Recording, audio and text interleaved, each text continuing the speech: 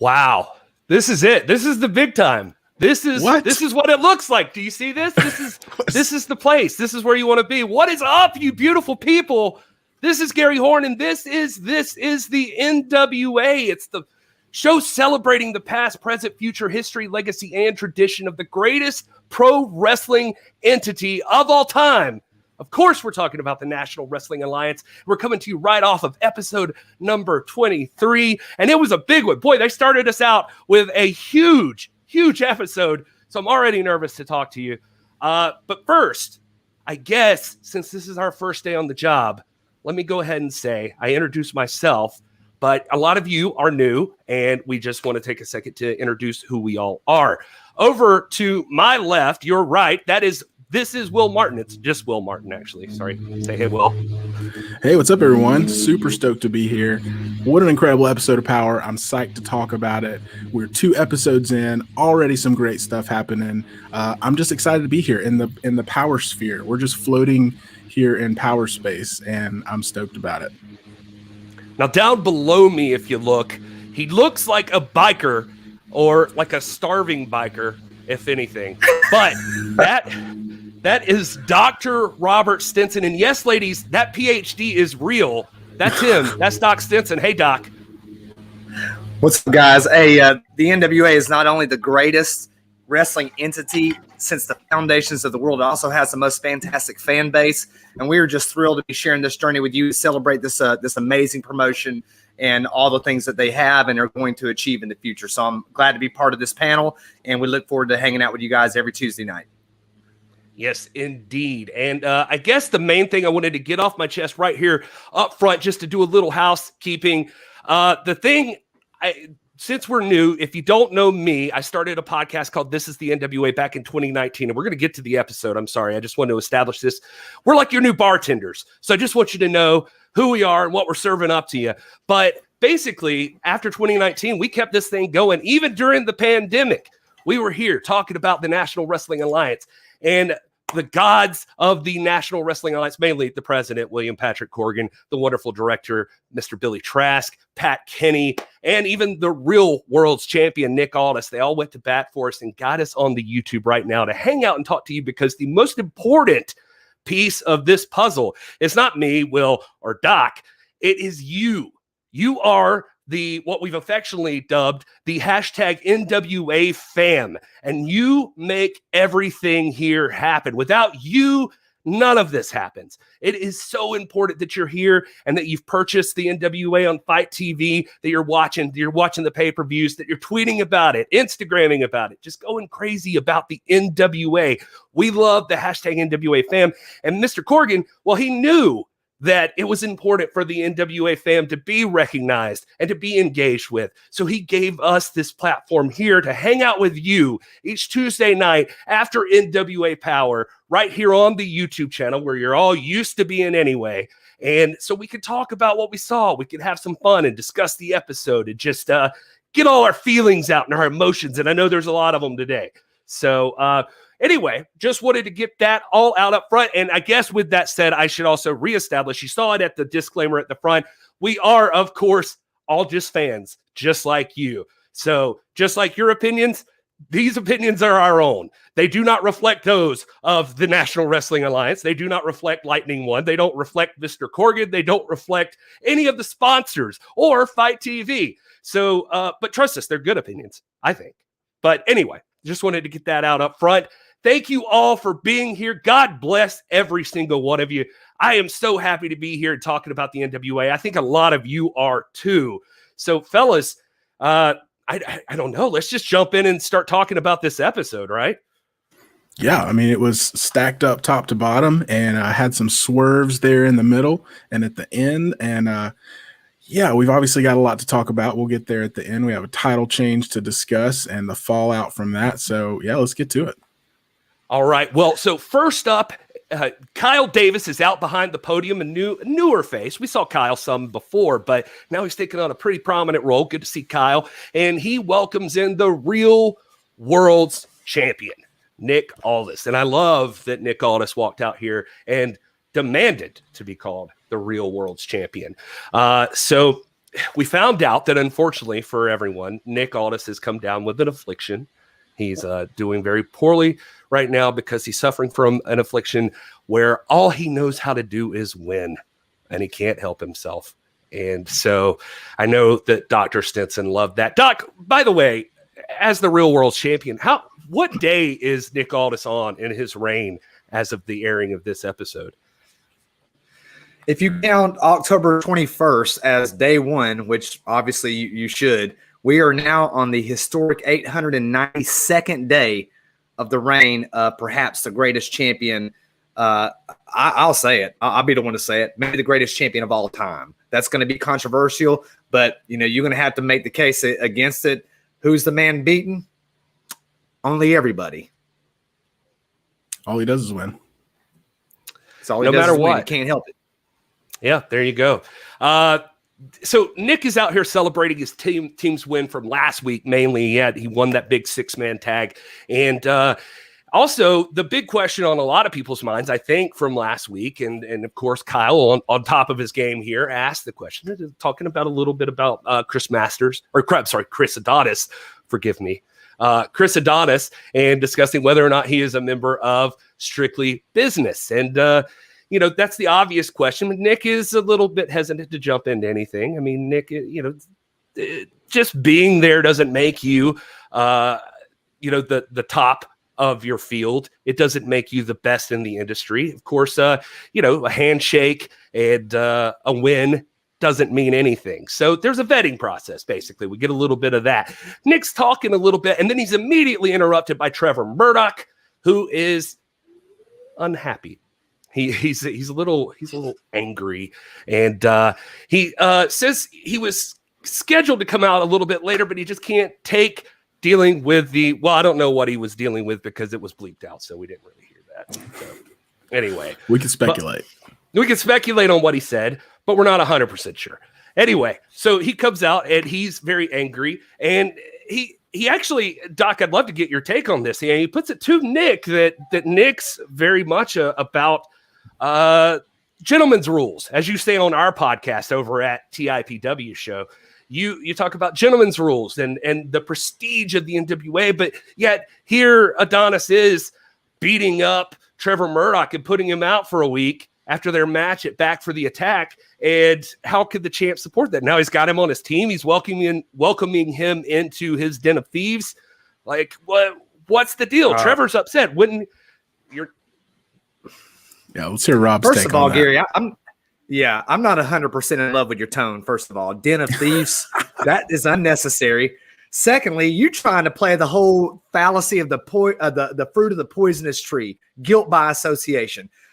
The champ said what he said. He doesn't condone that type of behavior, and he doesn't. He plays by the rules, by the book every time. He doesn't cry over spilt milk. He's the champion because he earned it.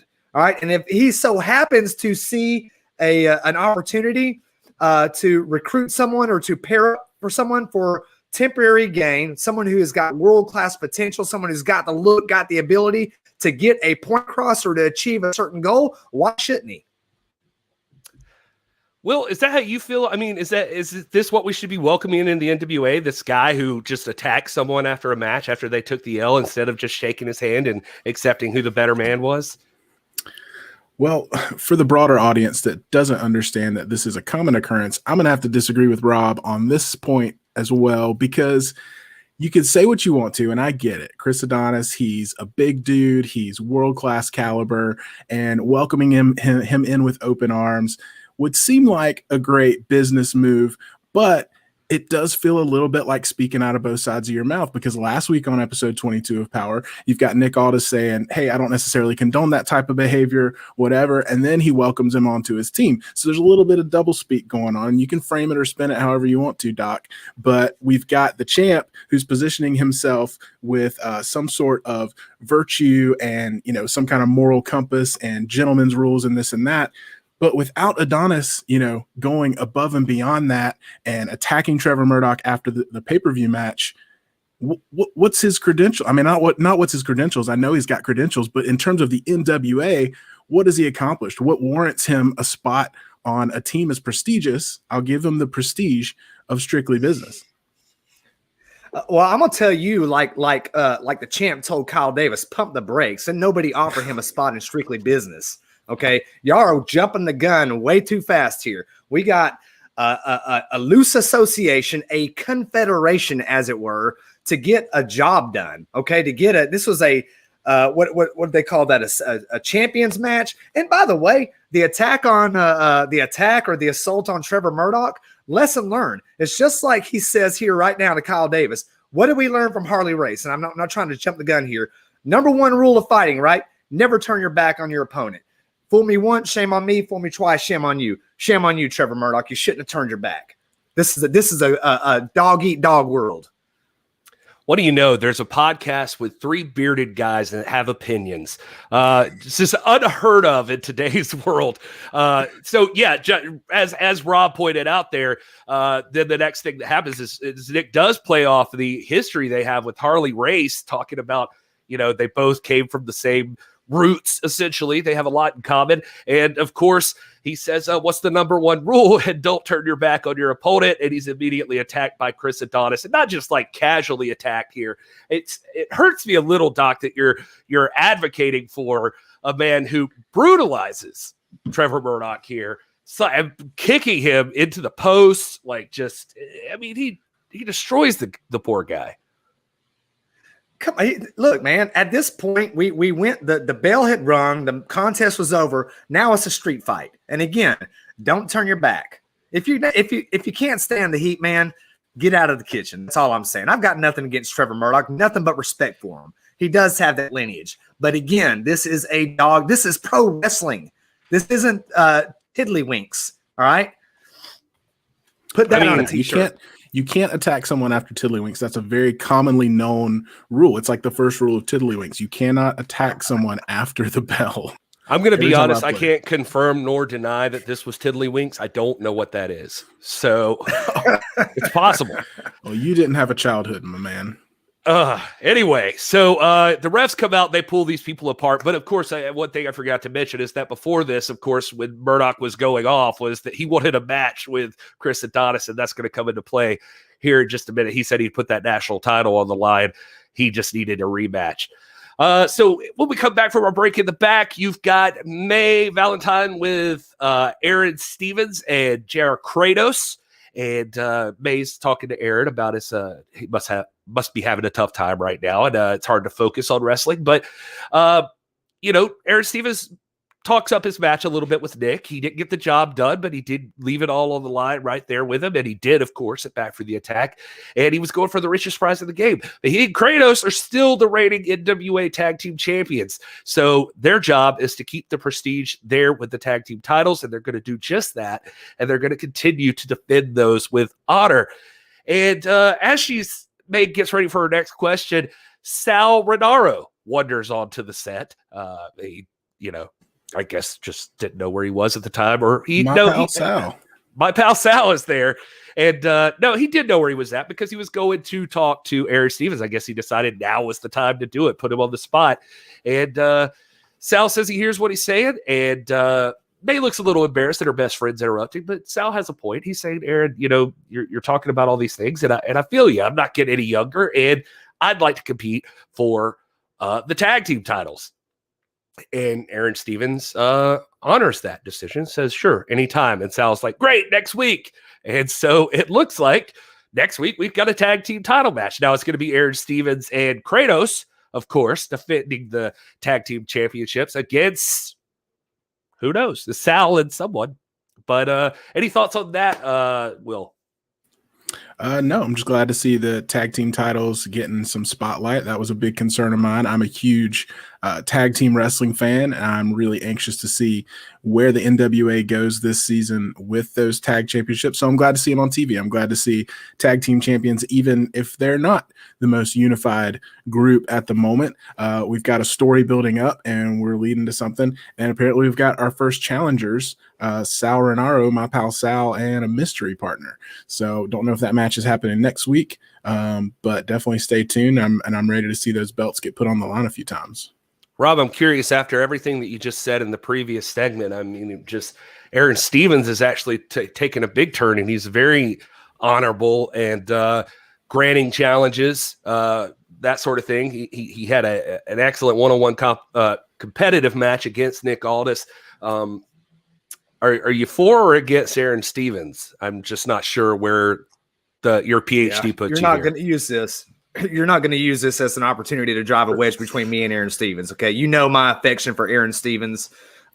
Great match at the pay-per-view. Obviously, he won the respect of the world, won the respect of the champion.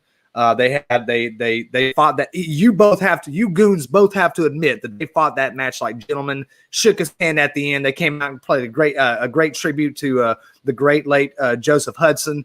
But we're missing the real story here. The tag teams are going to be there, man. The NWA historically is a haven of great tag teams. Right now, Aaron Stevens and Kratos are on the cusp of being one of the great tag teams ever. But let's not obscure the point. What about May Valentine? I'm so thrilled to see her. I can listen to her all day. I love her. I'm her real BFF. I mean, Sal's in that little niche too. But I love this moment every time she gets up there to interview. This is a world-class journalist and a published author at 16 years old. And I love these moments with her. And you saw it. She was a little bit annoyed. I mean, her professionalism was in full swing there when I think as Sal's walking off, she's kind of a little bit embarrassed by his interference there. But to answer your question directly there, Gary, Aaron Stevens is a fighting champion. He always has been. And he's going to grant Sal and this mystery partner, I'm very intrigued by that, a tag team match. Maybe next week, maybe the week after that. But very, very interesting. Well, Rob, because we are journalists, we're three very polished professional journalists. I'm going to ask the question everyone's asking. And in light of the comments you just made, and just be straight with us, are you Sal Renaro's mystery tag team partner, yes or no? I can neither confirm nor deny, but I especially cannot confirm. Okay. Well. All right. Well, so just you should. I would like to say that you should join Ringling Brothers, Doc, with the balancing act that you just performed right there between the two segments is quite impressive. So, all right. Well, JR Kratos chases off Sal Renaro, and so that's that. We do have a tag team match coming up next week. I know Will's happy. Will's our resident tag team super fan. So this is going to be exciting. Next up, and by the way, we just want to say to everybody, thank you so much. If for some reason you still aren't subscribed to the NWA YouTube, go ahead and do that right now. And also, if you're feeling really friendly, we have our old YouTube channel over at youtube.com/thisisprowrestling. And we are at TIPW Show on everything. We do a whole podcast about the history of pro wrestling and this whole thing. Anyway, on to the NWA stuff, and then we're going to get to your thoughts by the end of this episode, so stick around because we want to know what you guys think about this episode after we run through everything. Next up on the agenda, we get a Slice Boogie match. He takes on Jeremiah Plunkett in a pretty straightforward match, a very good match, actually. It was a lot of fun watching these two guys. Boogie is impressive. I mean, he just came off a big win against three credible opponents in Crimson, former NWA champion Jack Stane. Jordan Clearwater was in that match.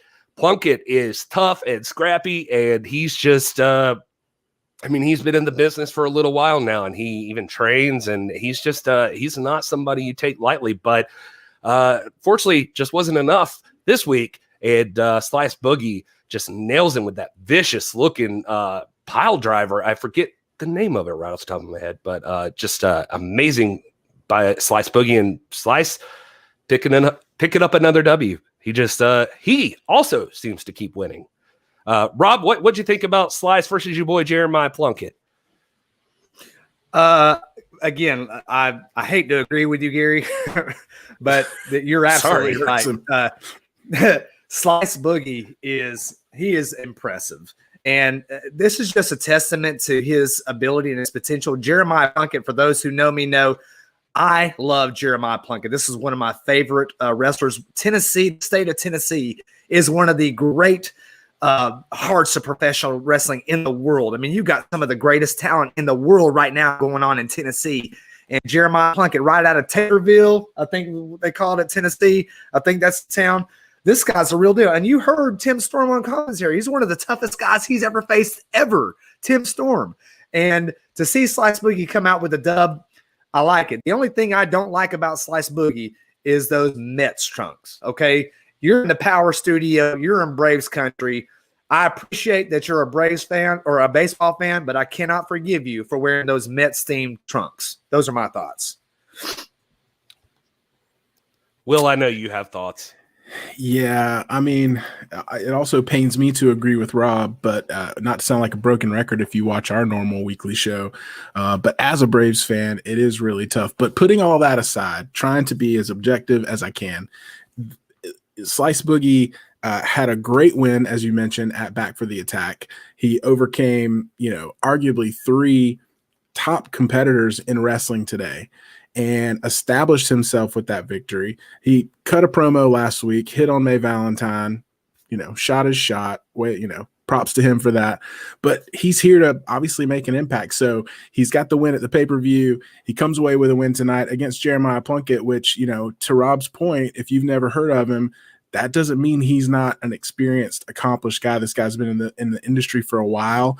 Had a chance to hang out with him and talk with him a little bit last weekend. But it's you could tell from watching the match, this wasn't a squash match. This wasn't a walk in the park for Slice Boogie, but he showed up to win, and he's showing up to establish himself in NWA. And he's not just trying to walk on and be part of the roster that, becomes a joke or becomes the undercard. I think he's trying to make a play to work his way up. And I know we've got some rankings coming up later. He might appear in some of those rankings at some point because I think he's putting in a real good effort here to establish himself as a premier NWA talent. Excellent analysis there, fellas. And we find out right after this matchup that Murdoch and Aldis is happening in the main event this evening. Pope was originally slated to face Fred Rosser, and we're going to hear from them in a little bit, but that match has been moved off to next week. And now we know for sure that Trevor Murdoch is going to be defending that national championship as we go into this matchup. But the next matchup on the card is Tyrus versus Matthew Mims. Austin Idol is out with Tyrus, and they come out and they get around the commentary booth, and they run off Velvet Sky, or I guess better said, Tim Storm encourages Velvet Sky that it's probably not best to be around there right now. And he encourages her to look out. She takes her leave, and Austin Idol fills in at commentary for better or worse, depending on how you feel. And Mims, well, he tries, dang it. He really does. He tries against Tyrus, but it's just not enough. A lot of promise in Mims. I am a huge Mims fan, and I think Matthew Mims is going to the stars. But he right now just unfortunately right here with us among the stars. He just wasn't enough tonight, man. Tyrus just took it to him, and Tyrus is looking pretty unstoppable right now on his collision course with Pope. Rob, I see you itching over there to say something. So what's on your mind? Oh, no. I just, same thing, man. Just like our comments about Slice Boogie and Plunkett, who, by the way, is from Tater Peeler. I'm looking at my notes here. Tater Peeler, Tennessee, not Taterville. And the thing. Slice Boogie finish was the dead-ass driver, I was informed. So I was going to call it the flushing driver or the straight flush or something if they didn't do that. That's with the little Mets reference there. But anyway, similar thing there. Mims. Gosh, man, Mims is a great talent, and he wouldn't be in the NWA if he wasn't. Okay, he wouldn't be here if he didn't have the credentials and if he didn't have at least the potential to be a smash out star, man. And you put him up against Tyrus, who just he's clearly on a war path. He clearly has a vendetta. He has an agenda. He is driven. He's hungry. He's mean. He's got that fire back. Mims is good. And that's a testament to how vicious Tyrus is. Tyrus is a big, mean dude. And Mims may be a big, strong boy, but Tyrus is a big, mean dude. And he's just too much, man. Will, how'd you feel about that? Yeah, Rob said it best. This match was not a testament to Mims' talent or lack thereof. It was a testament to whatever kind of visceral, vengeful hatred is running through the veins of Tyrus right now, it's likened to nothing we've ever seen.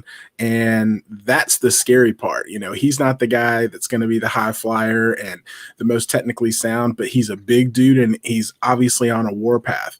I know we had words with Pope last week, so I don't know if that's where this warpath leads, but he's definitely got something on his mind and he's not taking it lightly. So, you know, we've got, you know, a great match, and, you know, despite a losing effort, a great showing from Mims, who definitely got some good offense in, showed that he wasn't scared of Tyrus, but at the end of the day, you know, like I said, that hatred, whatever's fueling Tyrus right now was just too much for Mims to overcome tonight. All right. Well, we want to remind everybody to stick around because we're going to be getting to your thoughts in the chat here in a little bit. We can't wait to hear from the hashtag NWA fam, and make sure you use that hashtag. We want to bring the NWA to its peak. A lot of people require oxygen there, but if you've got Austin Idol in your corner, apparently you don't need that. He takes you to the peak, and you know all of that. Anyway, I was going to say that, Gary. I don't want it to be missed on anybody. That let's not forget who Tyrus has in his corner, the universal heartthrob, the legend himself, Austin Idol. I do have to take issue with something Austin said last week, I believe, where he said that, you know, he got Nick Aldis where he was, and if he wasn't for him, Nick Aldis probably wouldn't be where. I disagree with that. Nevertheless, it cannot hurt to have a man who's been everywhere, who's done it all in your corner, and Tyrus is obviously benefiting from his tutelage.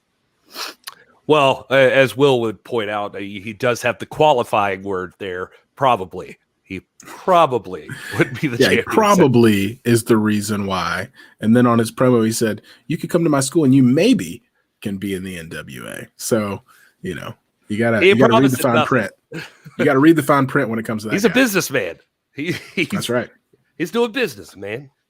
All right. So next up, unfortunately, we don't get the Fred Rosser versus Pope matchup, but we do get the two face-to-face at the podium.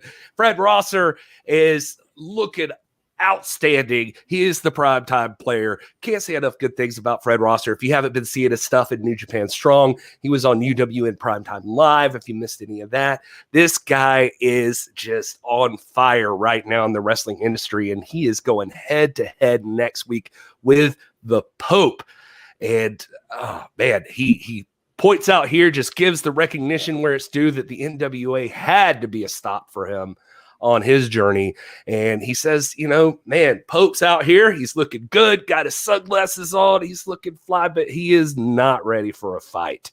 And the Pope, of course, takes exception to that comment and says he remembers back in the day with Fred Rosser coming up to him as a little boy asking for advice. And if he had some advice for him right now, he'd be like, get ready, because next week you're gonna deal with a real wrestling match, essentially. And that's exciting. I am already pumped for next week because these two are going to tear it down. You know, Fred Rosser and the Pope are going to go. Pope's on fire, and so is Fred Rosser. This is like immovable force meets the irresistible. Wait, I did that wrong. Irresistible force meets the immovable object. That was the way Gorilla Monsoon would have put it. So anyway, Rob, thoughts? First of all, I love that story. Fred Rosser don't need to be coming up to the Pope saying you're not ready for a fight. That's silly. Okay. Point A. Point two, I was taken aback by the story of Fred Rosser coming up to him as a kid, because I'm like, the Pope looks so good, man. He looks like 28 years old. He looks like, I mean, he is just cut up, just smooth, just firing on all cylinders, man. And again, when you think about the Pope, every time he talks, I get my notebook out. Every time I talk and I jot down things that he says, because I never know when I'm going to hear the next great Hard Times promo. Obviously influenced by the legacy of the Great American Dream, Dusty Rhodes, Nature Boy, Ric Flair, all the other great talkers in the day. But the difference between Pope and everybody else that's a great talker out there that presumes to be is that Pope can back it up with skill. And so if Rosser's saying that Pope doesn't know or is not ready for a fight just because he can come out there and talk, he doesn't know what he's talking about. No disrespect to Rosser, because he has been around. He is a journeyman. He's been everywhere, done a lot of good stuff. But the Pope right now, I think, is on the cusp of being one of those great upper echelon fighters in the world. I'm just very high on the Pope's prospects. He is looking like $1 million, Will. Yeah, and I agree with Rob. Yet again, something about tonight is there's something in the air. Maybe it's all these stars in space where we are. But I agree with Rob yet again to come at the Pope and to say that you're not ready for a fight. This is a guy that just went the time limit with Tom Latimer. Tom Latimer is a big boy, and he's an incredible wrestler. So to go the time limit and retain your title with Tom Latimer, and you're not looking for a fight, so that's bogus. I will say this. This is a match that, even though I was super stoked to see that it was originally on the card for tonight, I'm kind of glad, and I know we'll get to its replacement, and we got big stories to talk about with that, but I am glad that we do get a week to breathe, and I'm glad that we got this face-to-face confrontation at the podium tonight, because it did nothing but make me more excited for next week, episode 24 of Power, because, we had the qualifier match last week that Fred Rosser won. The idea was implanted in our brains. Oh man, the Pope and Fred Rosser, we're going to get to see that for the TV title. And now that's just going to build more and more after this confrontation. These two guys are obviously serious about what they do. They perform and they compete at the highest level possible. And so this match next week is going to be off the charts. I can't wait. Well, how about Thunder Rosa coming out with some of her girls from over at Mission Pro? I know we're big Mission Pro fans here, and Mission Pro Wrestling featuring a lot of the hottest up-and-coming, even some of the already at the top level women's wrestlers today. And Thunder Rosa brings a few of them here when she teams up with Alex Gracia to take on Sky Blue and Genocide. And I'd say the future is right here, fellas. Alex and Thunder, they fought on AEW Dark Elevation last night, and then they're teaming up here tonight. And you can't say enough good things about Alex Gracia. She's just all over the place, deserves to be like a full-time employee somewhere. She is just magnificent. And then they're up against Sky Blue, who you can just see every time she does anything, there's sparks of greatness in there. There's something about Sky Blue that's going to be awesome. And then Genocide, who is just impressive to see in the ring. She is just dominant, strong. Just when she picked up Alex Gracia, did those squats while she was getting ready to slam her. Just, you don't want to mess with Genocide.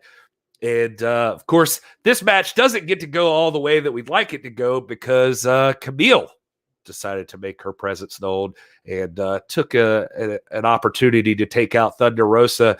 I'm sure Rob's going to have a way to spin this, and so we'll get to him in just a second. But Will, just curious your overall thoughts about this women's tag team match and the outcome there with Camille causing a kerfluffle at the end. Yes, that's the technical term. Well, first of all, to your point about the showcase of women's talent, huge Mission Pro Wrestling supporters, as you mentioned. I'm sitting here looking at a poster right above my desk for Hell Hath No Fury, which was back in September, which featured Thunder Rosa versus Lindsay Snow, which was an incredible match. But all these women have been featured alongside Thunder Rosa in Mission Pro Wrestling. A lot of them have been featured on AEW. We've got a very high caliber of women's talent in this match. Also, added bonus for me, it's a tag team match, and I've been craving some tag team wrestling, so I was super stoked to see a tag team match.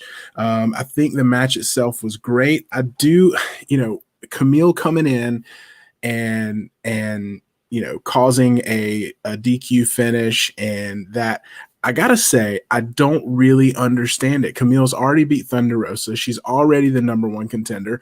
What's she trying to prove? What's she trying to do? And maybe Rob will shed some light on this, because to your point, he's great at spinning this kind of stuff, or maybe I'm missing something. But I know Camille and Thunder Rosa had a very competitive, very high energy match at Back for the Attack. But at this point, in my mind, I feel like Camille's established herself, and Thunder Rosa is the one trying to climb back into that position. So I'm just really not sure why Camille would come out and want to spoil the party. That feels like a question that can only be answered by higher education. Is there a doctor in the house? Yeah. Anybody? Doctor? Hey. Oh, look down here. I found one. Oh, hey, buddy. He's beneath us. Oh, hey, Doc. All right, let's talk straight here. Okay, look, surely you don't think that the grudge between Camille and Thunder Rosa is settled just because Thunder Rosa is now established, or Camille is now established as the number one contender. You don't think that this fight is done, right?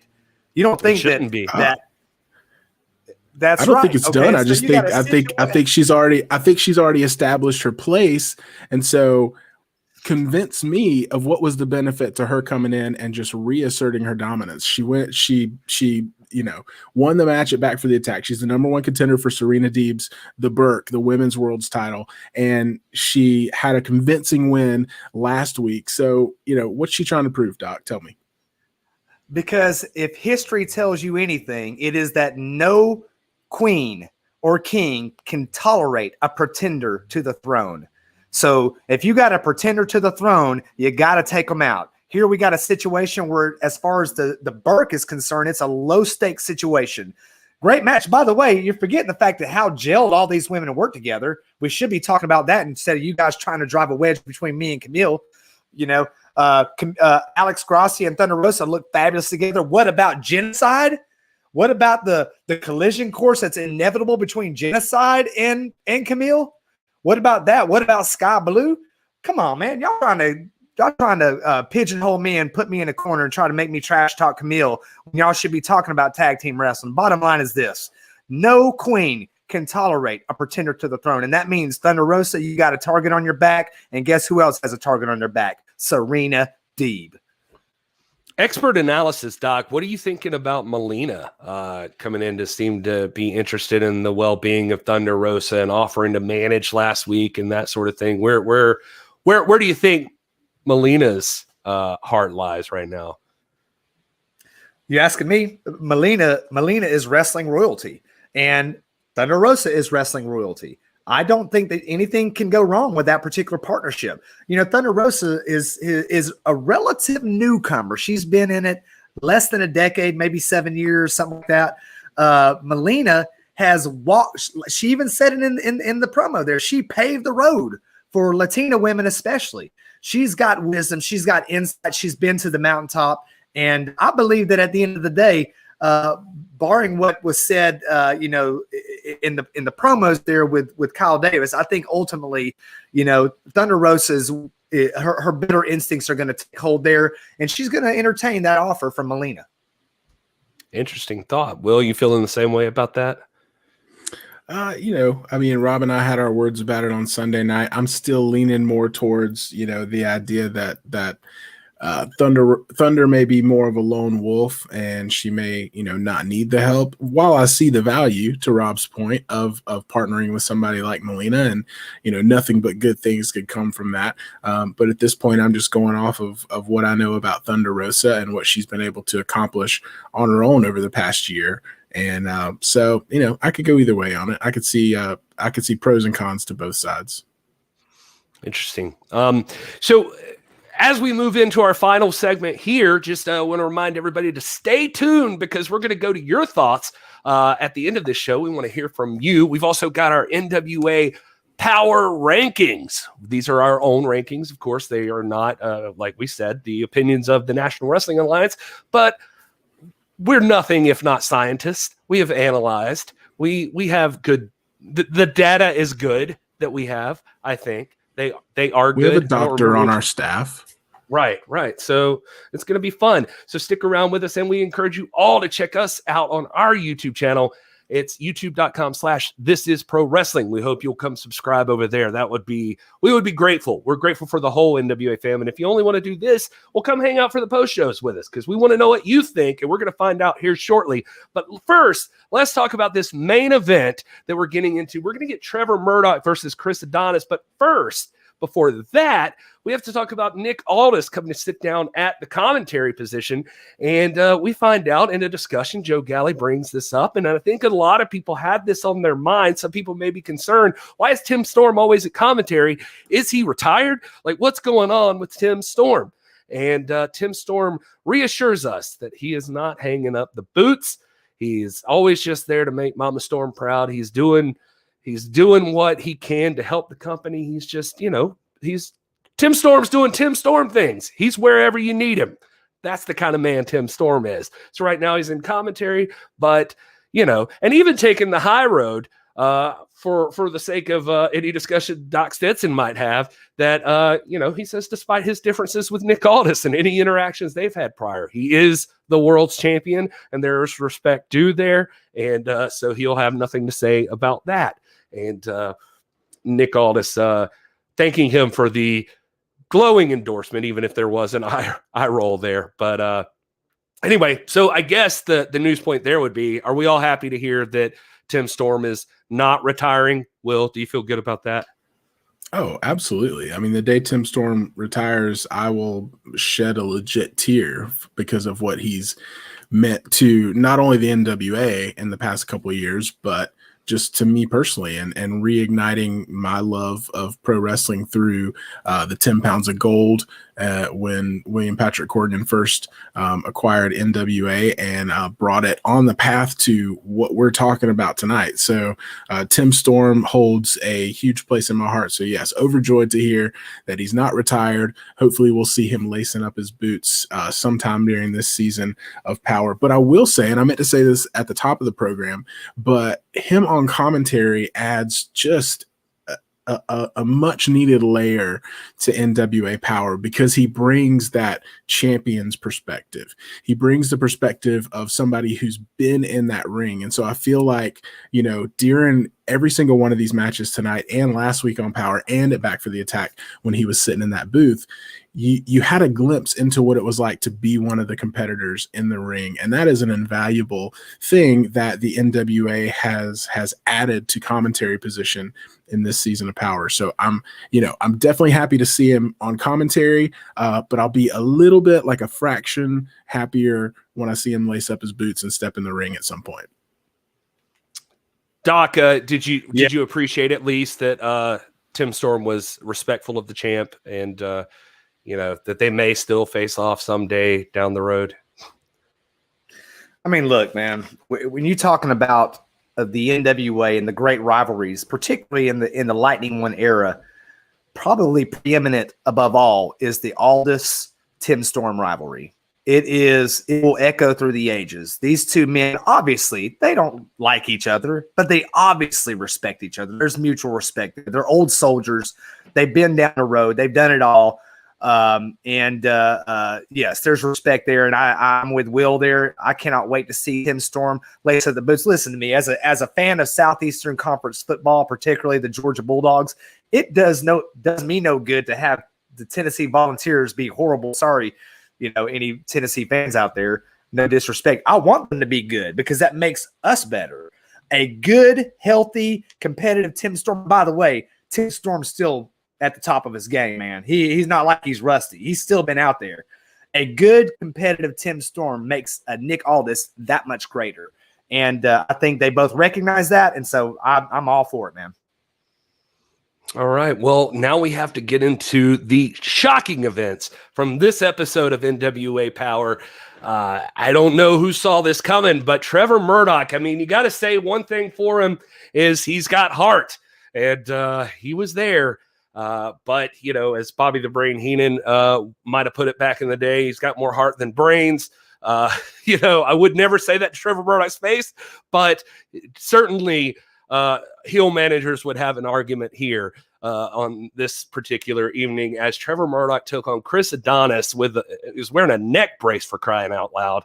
The guy was obviously suffering, and he went in there and gave it his all. But guys, Chris Adonis just took him apart piece by piece. Chris Adonis is not the man you want to go into a match with an injury with. I don't think you want to do that. He is out there looking amazing, and he's on top of his game right now. And he ends up just locking on that lock on the full Nelson on Tim Storm. And it's just, he slams him the first time, gets him back in it. And it's just, I said Tim Storm, I'm sorry, Trevor Murdoch. And it's just too much. And Trevor Murdoch passes out in the full Nelson, and Chris Adonis is your new national champion. NWA national champion. I would not in a million years have guessed that we'd be walking into this season, in the second episode of this season, no less, Trevor Murdoch dropping that national title. I guess, Will, let's throw to you first. How'd you feel about that? Yeah, I mean, it's definitely a swerve. Definitely did not see that coming. You know, if you had made me choose a current NWA champion to be the first to lose their title on Powerrr this week or this season, I just don't think Trevor Murdoch would have been at the top of that list. You know, I think with all the turmoil going on with the tag champs, that might have been my first guess, but I did not see this coming. And, you know, to your point, I mean, it's such a push and pull with Trevor Murdoch, because I love Trevor Murdoch so much. I respect him. His accomplishments speak for themselves. He doesn't need me to come on here and put him over. But he, you know, you kind of summed it up. I mean, he let his competitive nature, and he let the emotion, even as the champ mentioned at the top of the show, you know, he was full of emotion.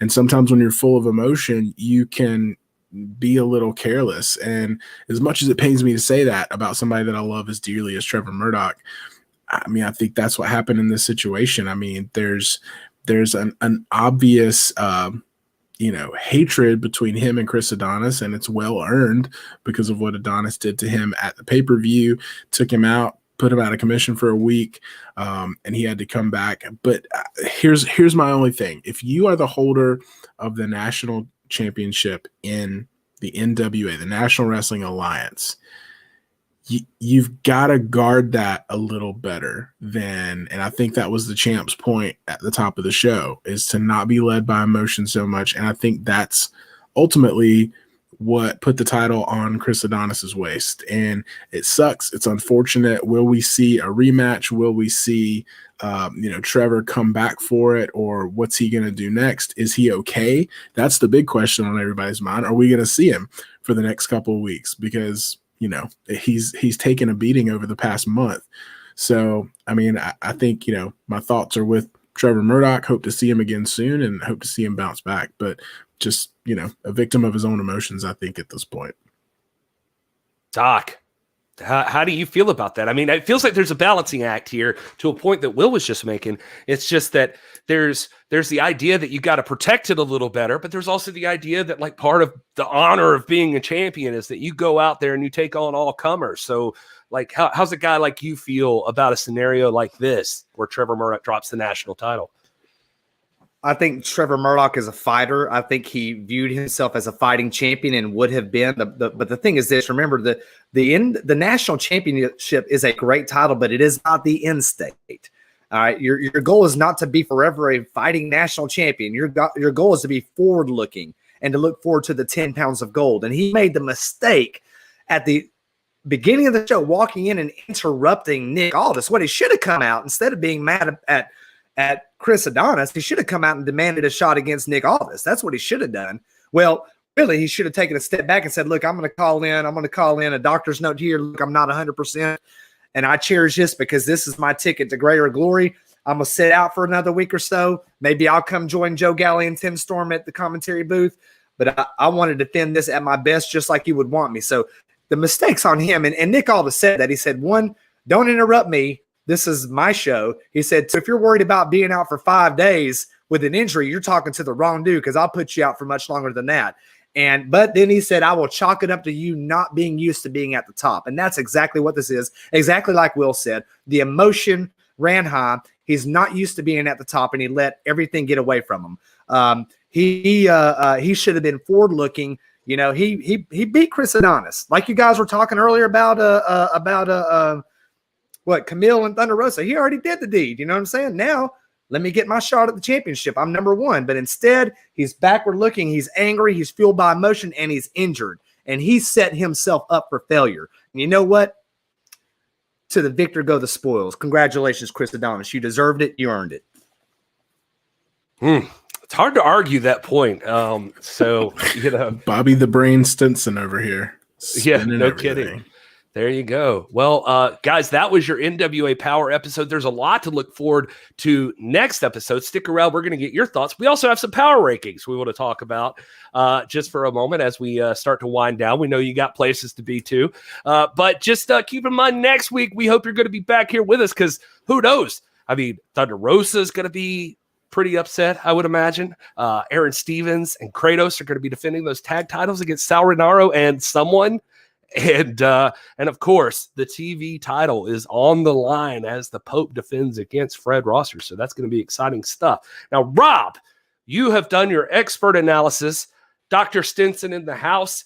We've prepared a little thing, and these are hours and hours alone, so these are not official, but we have some NWA Power rankings. Let's see those. That's right. We're going to try to bring these to you after every Power episode just to see how your favorites ebb and flow and their progress and maybe even regression from time to time. But at the end of Power episode 23, this is where the men's division stands. Obviously, at number 1, we got your world's champion. That remains to be seen. So let's look at the bottom. Tyrus coming in, big man, on a vendetta. Coming in with something to prove, and so far, guess what? He's proven it. He's 2-0. Then you got number 4, Trevor Murdoch. He's 1-1 since the pay-per-view. He had that big win over Chris Adonis, but he lost it when it counted on Power, and now is on the outside looking in at number 4. The Pope, yet to get a solid win. He had that tie with, or that draw with Tom Latimer at the pay-per-view, standing at 0-1, but he is the TV champion.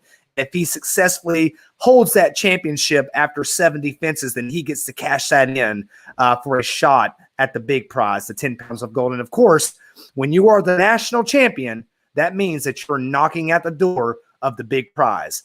And like it or not, you're national champion, and therefore your number 1 contender with a 1-1 record since the pay-per-view is Chris Adonis, the masterpiece. Excellent looking stuff. Now, I assume that you've got some women's results there too for the rankings. We certainly do. Now, we've got a tight women's division. We've got a lot of women's talent here that we've yet to see in singles competition, and so this list is going to change quite a bit. And there are other names that could have appeared on this list. You've got Sky Blue, who could very well have appeared on this list. You've got a Melina, who's not been active in the NWA yet, but could easily be. But let's look at the top of the list. Of course, you've got Serena Deeb nursing an injury right now, but she is the holder of the Burke, that prestigious NWA Women's World Championship, the number 1 prize in all of women's wrestling across the world. She sits at number 1. Number 4, Alex Gracia. She gets in there because she's been impressive in tag team competition, and also, even though she came up short against Camille, she did show some steel and some gumption, and she clocks in at number 5. Genocide. Genocide is a person that's gonna get in here just on sheer size, just on sheer impressiveness. She's not been beat yet. She's not won yet, but look how dominant she was in tag team competition, and she's going to be number 4. Thunder Rosa. Yeah, she lost that number 1 contenders match, but I think there are very few people out there that doubt that this may be the hottest woman in the world right now. She's coming off one of the most impressive women's matches in history. I love Thunder Rosa. I'm very high on her, despite what my sentiments that I expressed earlier about her and Camille. And if she can focus in and hone in and get her orientation back on that prize, she might just find herself back in that number 1 spot holding that Burke. But you cannot deny your number 1 contender. Camille looks impressive. She looks like a beast. She looks like a monster, and she is 2-0, and she is your number 1 contender. It's pretty wild. I mean, I would say that if I were Camille, I would just take my number 1 contender spot and run with it. I mean, it almost feels like a Trevor Murdoch scenario here we're talking about. Like, why is Camille still poking the bear when it comes to Thunder Rosa? It seems like you might want to take a step back and just enjoy your position and not risk another fight, I guess. But all right, fellas. Well, that wraps up the power rankings, and we've wrapped up the review. Let's jump into the chat for like 5 minutes here. Just hang out with these guys, and let's do a little segment that we like to call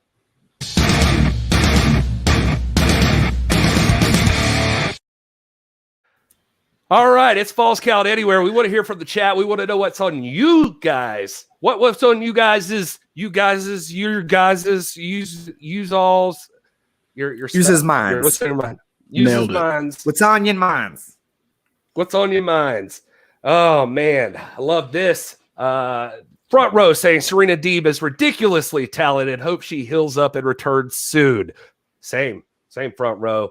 Love to see Serena Deeb back on NWA Powerrr for the first time ever. She's got to be back by the next pay-per-view, whatever that is, right? You would feel like it. Yeah. Jeffrey Williams guessing that Camille is the next women's champ, though, and can't imagine many would argue that. Yeah. Oh, so Dead Kobe over here saying, sucks that Chris Adonis needed to fight an injured Murdoch to win. Sounds like Aldis needing an injured Tim Storm to win. Ooh.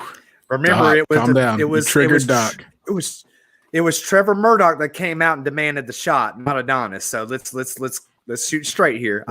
Your point's well taken, but it was Murdoch who wanted a bit of Adonis, and he was not ready under those conditions. I agree with you. Murdoch should have said, "Hey, I'm not ready to defend this championship at full capacity. You want me at my best, right, to be able to claim to be the best." But he didn't, and like Nick Aldis said, chalked it up to being a little unfamiliar with living life in a fast lane.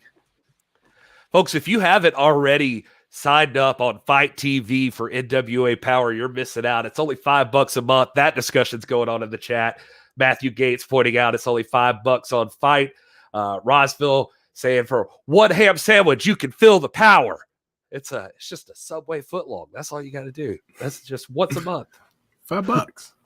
It's $5. That's easy. Let's see here. What else have we got? Polka Dot Pale wants Camille versus Genocide. It looked like we were going to get that for a second. It looked like that was about to go down. Man, this right here, that's the what would you say earlier? The irresistible force meets the immovable object. That right there is your Titanic showdown, man. I'm looking forward to that too. It's going to happen. It's got to happen. Please give it to us, President William Patrick Horgan. There's no way those two exist in the same promotion and they don't run head to head at some point. We've seen them make eyes at each other. So it's bound to happen. Camille and Genocide are going to meet. Clint Miller wants to know, who is Sal's partner? Who's it going to be? Well, we know it's not Rob. So we scratched that name. No, you don't know it's not me. I just said it. I said I'm not going to say it is, and I'm not going to say it's not, but I'm especially not going to say it is. That's what I said, Will. That's true. All right. Well, Jedi Warrior said Strictly Business needs a new tag team so they could get all the gold. I'd say, I mean, for me personally, looking at that, Will, you're the tag team expert, but I'd say any combination of Strictly Business is a tag team championship worthy team. Wouldn't you? Yeah, but, call me old school, which a lot of the NWA fam is, so that's not a knock. But I like a faction when it's got, a solid champ like Aldis and then an established tag team. There's different variations of factions across time and across history. But I like it when it's a solid singles competitor, a solid tag team. You can interchange those out, and then maybe one other singles competitor. But I do think to assert true dominance, they need to have an effective tag team in the mix. Yeah, I see some chants for War Kings out in the chat room right now, and that is a definite possibility. Former world champion Jack Stain, Crimson. Mm-hmm. Oh yeah, come on, man. And lots of props for the NWA women's division. Yeah, man, it's looking good. It's looking really, really good. Eric Jones says Genocide looks tough, and that wins our understatement of the week. We need a theme song for that. Oh, man. So, all right. And I guess with that, unfortunately, our time is up. You guys have places to be, and we were allotted a lovely hour thanks to our president, William Patrick Corgan, and all of the folks at the NWA. I mean, they're not like being hard on us and like yelling at us right now, but we want to be precious with our time here. You guys, thank you so much for watching NWA Powerrr most importantly, support the NWA, support this talent. You guys saw everybody that wrestled tonight. They're all busting their tails just for you. And trust us when we tell you, we saw them. We saw them at the tapings. And they're working so hard behind the scenes to put on the best show that they can to make sure you guys all have entertainment that is outside the normal realm of wrestling. You know what's out there. You've seen it. But NWA brings you something different. It's special. And I think that's the consensus pretty much I always see in the chat is that there's something special about the National Wrestling Alliance. And if you want to see that continue, you want to support them and support these wrestlers and their jobs. I mean, for crying out loud, these people need places to work, and you want to see the NWA find all the new undiscovered talent or all the talent that's being overlooked. This is where you come to the National Wrestling Alliance, and you can see it all on Fight TV for $4.99 a month. And it's going to be awesome. We haven't seen the next pay-per-view. I see that question in the chat, but I'm sure we'll hear soon. So stay tuned. And then after you watch it, you can come over and hang out with us over here on the post show, the NWA Powerrr Post Show. We'd love to hang out with you. We're the hashtag NWA fam. And this is the best, the single best. And I would put that up against anyone. This is the single best wrestling community in the world right now are the NWA fans.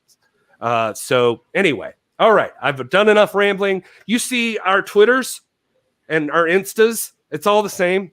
This is Gary Horne. This is Wil Martin. This is Dr. Stinson. Our show, we have a regular show too. It's at TIPW Show on all the social medias. You can come over there. We're doing a history of wrestling podcast right now, and I think it's a lot of fun. I think you guys would really dig it. We'd be grateful for the subs over at youtube.com/thisisprowrestling. And anyway, anything else to add, guys? No, just thanks everyone for hanging out. This was a really fun first episode here. A ton of activity in the chat.